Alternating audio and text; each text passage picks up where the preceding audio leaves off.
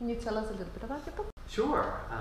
All the Light We Cannot See took me 10 years to write, and it's about the intersection of a German boy and a French girl, and it's set during World War II. And it's a book about radio and gemstones and puzzles and wonder and about occupation. Who are your protagonists? The protagonists of the book are Marie-Laure. She's a French girl. She grows up in the Natural History Museum and she goes blind as a young girl.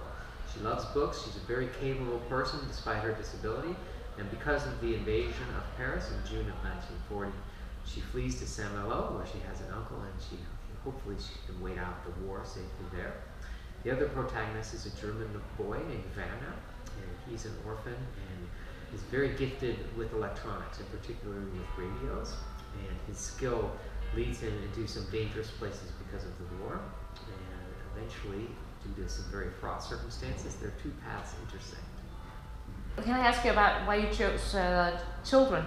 Anytime you're telling a story about children, even when it's in third person and not directly from their points of view, there's the danger of sentimentality. So I've worried about that quite a bit with this book.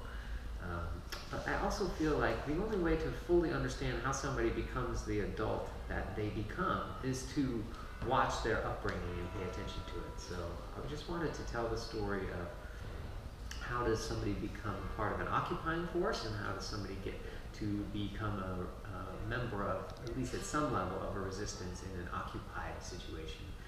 And so finding their paths through childhood and watching these two grow up, I hope the reader develops a kind of empathy. They feel complicated in their lives. They're implicated in these characters' decisions by seeing them become young adults all the way up through childhood. If you were to give aspiring writers a piece of good advice, what would you say to them? Oh, my advice for aspiring writers is always to read. Read widely.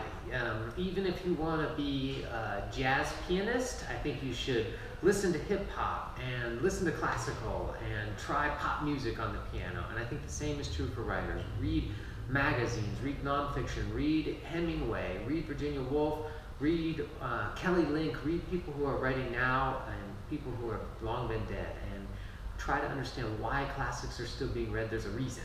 And even if you don't get them now, try again in 10 years. Try Ulysses even if you think it's impossible. And then go read Edith Wharton even if you think it's too mannered. So I think, of course, it's important to be writing, but anytime you get tired or worn out, just go back to the books. Because books is what got us all excited about writing together.